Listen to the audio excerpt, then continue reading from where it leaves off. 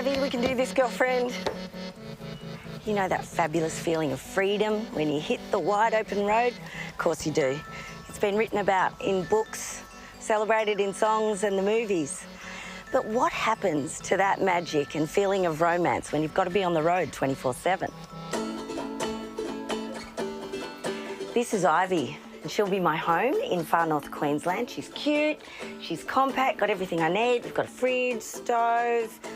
I want for nothing in here. We're off to explore van life.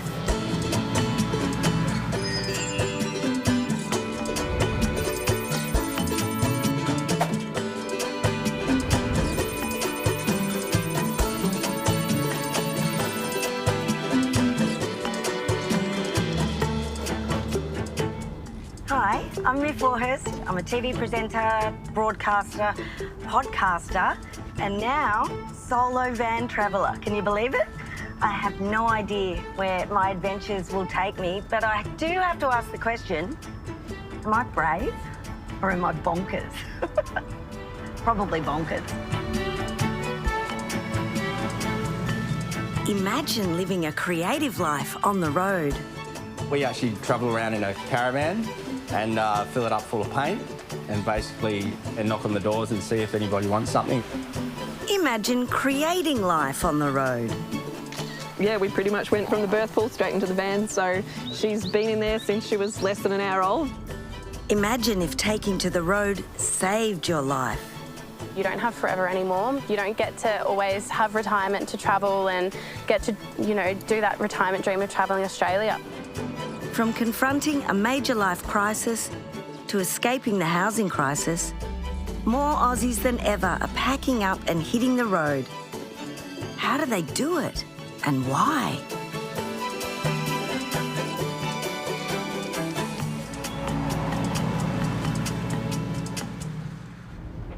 First stop, the Atherton Tablelands. About an hour and a bit southwest of Cairns, the Tablelands is home to most of the bird species in the World Heritage listed wet tropics. But as I pass through Mareeba, I'm excited about meeting my first species of van lifers, the Mitchell family.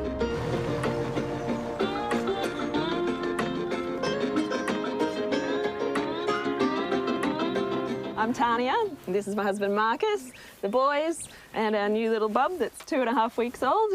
Goodness me, 2.5 weeks old, and you're living in a van. That's amazing. Yes, yes, she's been in there since pretty much the moment she was born.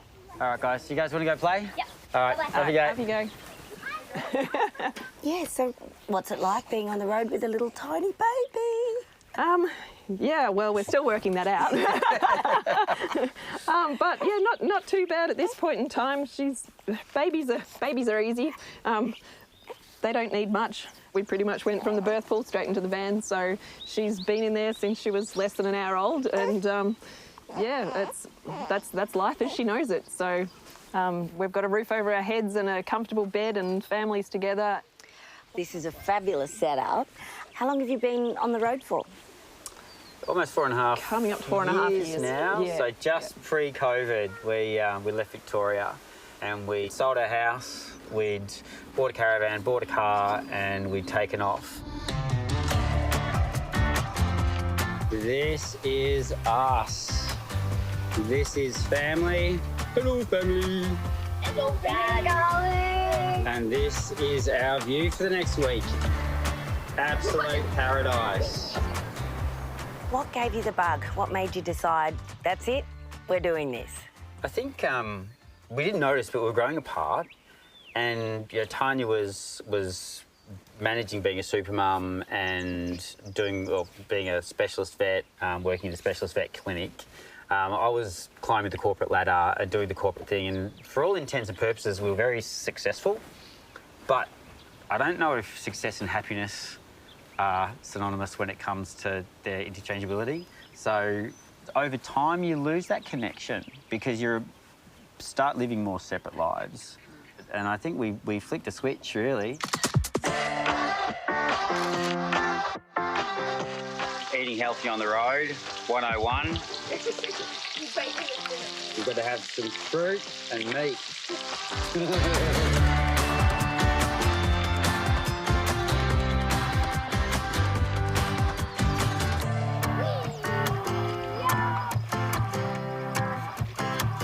So what's the best bit about living on the road? Well, for me, I think it's travelling to new places and you meet like so many different people and see so many places. Lots of adventures. We did see some, but... And I got 1 or 2. What about school? What do you do? We do homeschool. I can sound out these words.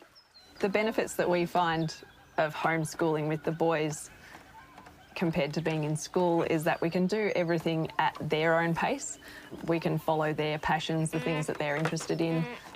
Being forced to learn and rote learning just doesn't have that long-term memory associated with it. So the boys are... My mum. I can see that. That looks... Snag's just going like... Oh, dear. And he's helping. He's helping. At least there's someone helping because there's always good people in the world, isn't there? Yeah. Great work. So you've got a function, you've got 2 variables to go into your function. Yep. Eli's taken a shot to programming and he's 12, grade 6, and he's probably doing year 9, year 10 level programming. I've made a promise that he can have some augmented reality when he can use AI to code in augmented reality, and I think that's where the future will be, is using AI to code. And so having him learn it at this age, you wouldn't get that in a school, but he can now do that as his schoolwork. Yeah. Yeah, look at your cool dude. Look at him go. Well done. All right, boys. So, having some lunch? How do you make this work? How do you get to travel? Like, have you got a... Did you win the lotto? Or did you... We wish. But, obviously Tanya does her vet work. Yeah, I set up sort of being a mobile clinic along the way just to be able to help people wherever we were. Yeah, he feels to be in good condition underneath all that fluff. Yeah. So, yep, wonderful.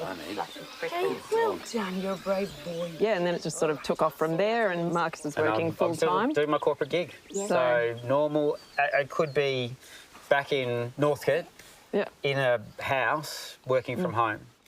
Well, not quite. Welcome to my home office. So this is not bad. It's not bad, eh? Sometimes it's big beach, sometimes it's waterfront, sometimes it's mountains. We've effectively got the same income that we had when we were in Melbourne. Yeah. We just have different outgoings. Yeah. Our higher expenses are fuel and food, because the kids eat more because they're more active. But no gas bills, no electricity bills. Look at him go. What's he got? What's he got? Bring him up. Oh, little pod. Yeah. There we go. Smells amazing. Wow. You've got a new job now. New person. I do. It sounds like a dream, doesn't it? But is there a downside when you're thrown together 24/7? We had to find our mojo. Yeah, there was a bit of headbutting that happened to begin with, but it was good though. It was good that we actually had to reconnect. This family, my first van lifers, have made me so keen to hit the road again. Imagine all the adventures ahead. But first, I'd better find my campsite before nightfall.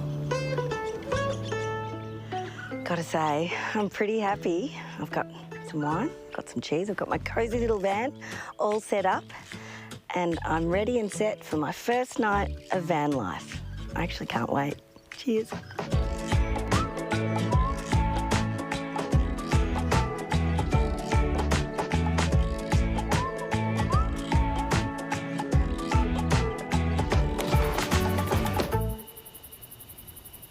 I'm hunkering down for my first night in the van. Look, cosy, super cosy. Bed's really comfy. I feel very secure. I've got windows all locked up. Yeah, cannot wait to have a beautiful night's sleep and wake up to the birds in the morning. Oh, heaven. Night night. After a comfy first night in Ivy, I leave the tablelands and drive through sugarcane country to Babinda, south of Cairns. Some of you will be aware that a lot of Australian towns have mixed feelings about van travellers. Rightly or wrongly, they think, particularly the grey nomads, stick to themselves, don't spend enough money in the town and don't interact with the local community. My intel tells me that Babinda's a town that actively welcomes all types of van travellers. Sounds like our kind of town, doesn't it, Ivy?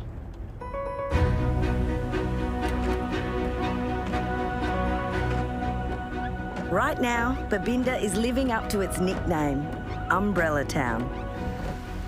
It averages about 4,300 millimetres of rain a year, one of the highest averages in Australia. Lucky me. But I want to check out if the locals really do welcome van lifers. Hello. G'day, how you going? Good, good.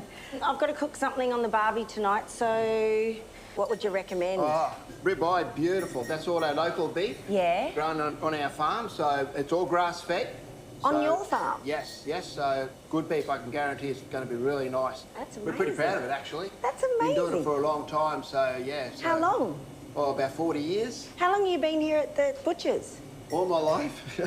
Really? Yeah, all my life, yep. Now, I hear this place, Babinda, welcomes people who Yep. come through in vans. Can you tell me a bit about that? Oh, yeah, yeah. Look, they stay here and they come and shop locally, and it's, mate, it's a great asset. It's very good. So we can't thank them enough for their patronage, actually. Does everyone in town feel positive about people coming through in the vans? Oh, absolutely. Keeps our town alive and Yep. vibrant, and yeah, yeah. There we go. Unreal. Thank you very much. You're welcome. Tourism and van life saved Babinda when the sugarcane industry took a massive hit. But its history is celebrated in this amazing artwork in the centre of town. Hello. G'day. How you going? Good. I'm lucky to meet the artist himself. Jacob Butler signs his murals as shaky, thanks to a tremor in his hands. Feels like the hands have a mind of their own, so I just, pick up the brush and it feels like the hands are moving themselves. Not divine intervention, but something like that. I don't know, it just feels like you're channeling something. You know, something else is moving it for me. So what does all this mean? What's it about? We wanted to pay tribute to the sugarcane farming industry in Babinda. So me and my wife came by, met with the museum, and then put together a mural to pay homage to all the hard work and the lifestyle of back in the day, the last 100 years. Feast your eyes on some of Shaky's murals in towns all over Australia. We actually travel around in a caravan and fill it up full of paint and basically, knock on the doors and see if anybody wants something.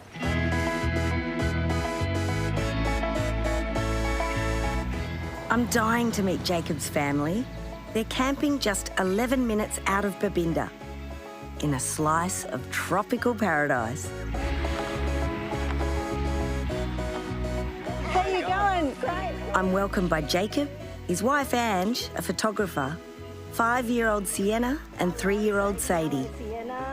I discover they're a long way from home in rural Western Australia. I think we packed up the house in May last year, didn't we? Yeah, over a year. Yeah, just over a year now. Wow. Yeah. What's the greatest reward from living this kind of lifestyle? I think it's just like every day opening your caravan door and just having a different scene to see, or a different adventure, or a different photograph that's not far away.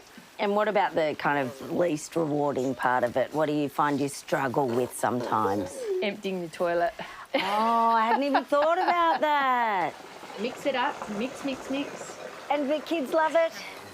They do. They haven't really known any different. It's always kind of been this lifestyle of driving, big drives, and a lot of outdoors. So they're really good and very adaptable.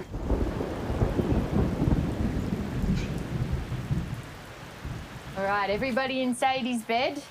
Everybody in my bed. Everybody up. Sadie needs a little boost. Okay. I need one of those for like house guests. Zip them up. See you later, alligator. In a wild crocodile. So this is Lady Lois of the West, named after Jake's grandma. Yeah, she's left religious symbols around the place in all these trinkets. Keep us safe. Oh, that's good. Yeah. That's very wholesome. Yeah, She obviously exactly. didn't leave this sticker. No, that was someone less wholesome that left that one behind. You're capturing history, which is pretty special. Why is this important to you? Yeah. My purpose was that I want to go and photograph the towns as they are and the events before they change too much. For example, Babinda, like how amazing has it been to learn about the history of the sugarcane industry and then bring it to life for everyone in the actual community. So with what you're doing, you're leaving a legacy. Yeah, we are. It definitely has its challenges and it is pretty frightening to just hit the road and not necessarily know where your income's going to come from. It's like job hunting every day of the week.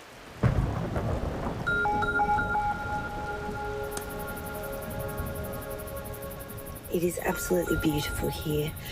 I heard a tree fall in the forest before. Yeah. I can feel something here. It's kind of I don't know if you call it a presence.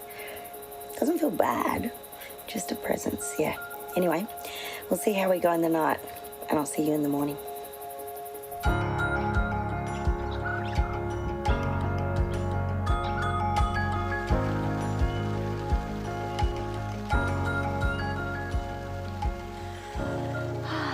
Okay, I am cheating.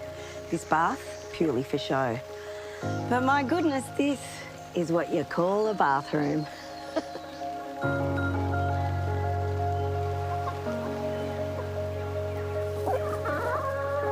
A bit of cuddle time for me. I love chooks. Hello, darling.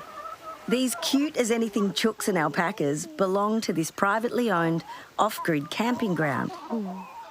All right, you want one too, okay. Owners Michelle and Norm Harris are van travellers themselves. We've been to a lot of places and you sort of get a feel of what people are after. And we love it. You have to love it yourself. Oh, you love those. You're getting them in as quick as you can, eh? A lot of people from down south have never been so close to a rainforest or understood what it's all about, and we quite happily give them some tours around the property and tell them all about it. This is amazing, and you get all this for $25 a night. It's true. I know, I feel it. Yes. Okay, get him in quick, hurry up, because you've got girls to attend to.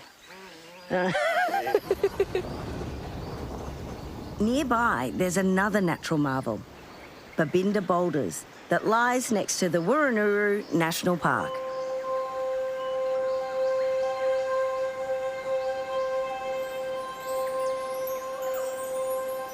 That sound of the water's just roaring, eh? Jamie Satani is a Majunji man, the traditional owners. No way. He's here to tell me a dreaming story centred on the Devil's Pool, a famous landmark in the Babinda Boulders. It's a tale of star-crossed lovers that predates Shakespeare by thousands of years. Warrunuru, he was a tribal elder. So he was married to a beautiful maiden, Ulana, and a wandering tribe came in to visit the valley. And they had a young man with them named Daiga. So Ulana, she fell in love with this young man. They ran away together. And so Warrunuru, he started to wonder where had Ulana gone. So they searched upstream and they found the two of them, the lovers. The wandering tribe grabbed Daiga and they took him away. Warrunuru grabbed Ulana. She broke free and she said, if I can't have Daiga, then no one can have me. And then she threw herself into the raging waters. And that's where her spirit remains till this day. Was it Ulana's spirit I sensed last night?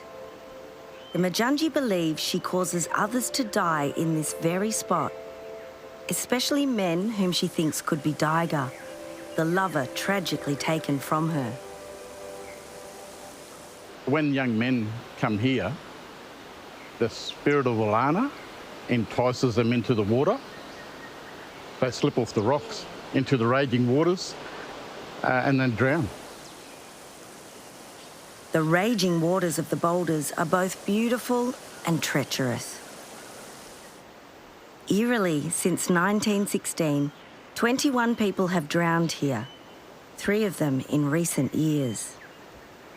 The ancestors are still here. It's for everyone to enjoy, but we need to respect the place. Ulana's story stays with me long after I leave the boulders. I'm thankful we women determine our own lives these days.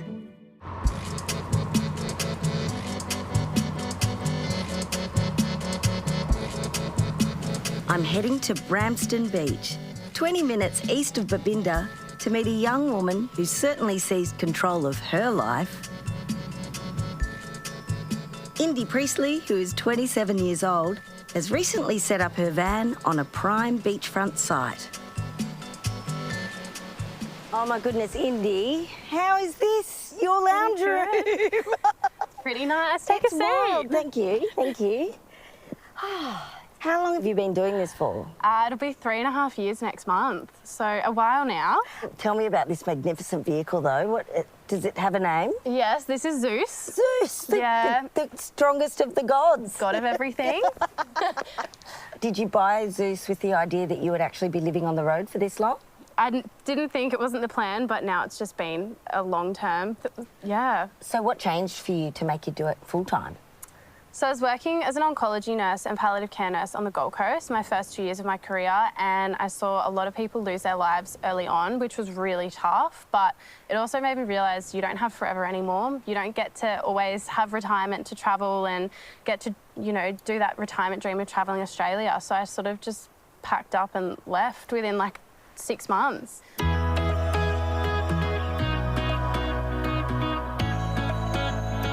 As a solo woman on the road, what do you do to cope with safety issues? But I think, honestly, like, you're just as unsafe in a big city these days as you are anywhere else. I don't think safety really, you have to have your wits about you. I think that's just common sense now these days. I don't know, your experience with mechanics and that sort of thing. How did you go with that? I've learnt a lot along the way. I can now service my own car and change the filters and oils, can change a tyre, and that's about the extent of my expertise. I can do the basics. More than most. More than most. I don't think I've put oil in my car since I got it. I'm a travelling registered nurse and I'm back at work. After leaving oncology nursing, Indy funds her travels by working as an agency nurse in remote locations all around Australia. Financially, like, do you make enough to survive? Yeah, definitely. I've been able to drop down from working full-time, working 2 jobs on the Gold Coast to afford to live, to working, you know, 6 months a year and travelling the other 6 months. So it's a bit of a no-brainer for me, really. Fuel is my biggest expense. I can live off very little. Some weeks I won't spend a lot if I'm not driving a lot. So average is about $400 a week. You know, I really don't spend a lot of money. Would you recommend people get into it before it becomes a last resort? Oh, absolutely. Like, why would you not want this as your backyard? That's it. Wow, I've got to hand it to Indy. She's proving how van life can be an attractive choice for those wanting to escape the rental trap or mortgage stress. But now it's time to say goodbye, and not only to Indy and her van Zeus. Thank you, Ivy. You have been awesome. Well, I'm back in Cairns and it's beautiful, but I've got to say I'm going to miss my little green mate, Ivy. She's been a wonderful introduction to van life, and I have to admit, I think I'm partial to van life now. I've learnt a lot from the people I've met so far, but mostly I've learnt that they don't miss any of their stuff. Home is never far away. I carry it in my heart each and every day. Even if we're miles apart, I'll never lose my way. 'Cause the path will never stray too far from home. Our priorities changed. Our priorities changed to be less about acquiring more stuff and being more successful, and more about acquiring less stuff and being happier. When the sky is grey, they put the kettle on 'cause it's true what they all say. You find no other place quite like home. Ready, set, I think it's just so nice that we're all together all the time. The hardest part will be to know when to stop. That's going to be the hard part. I don't have a house, I don't have a secure job in some senses, but at the same time, I'm living the ultimate dream. Like, I think this is, for me, this is the dream. Even if we're miles apart, I'll never lose my way. 'Cause the path will never stray too far from home. But guess what? The adventure is not over. I'm off to WA. Van life continues. I wonder what I'll find out there. I'm off to discover why the sisterhood is embracing van life. Freedom! Why an international surfing legend is also a van life pioneer. This is the Menzies era, and we rebelled against that. And if there's life after van life. It gives you challenges that make life exciting and uncertain.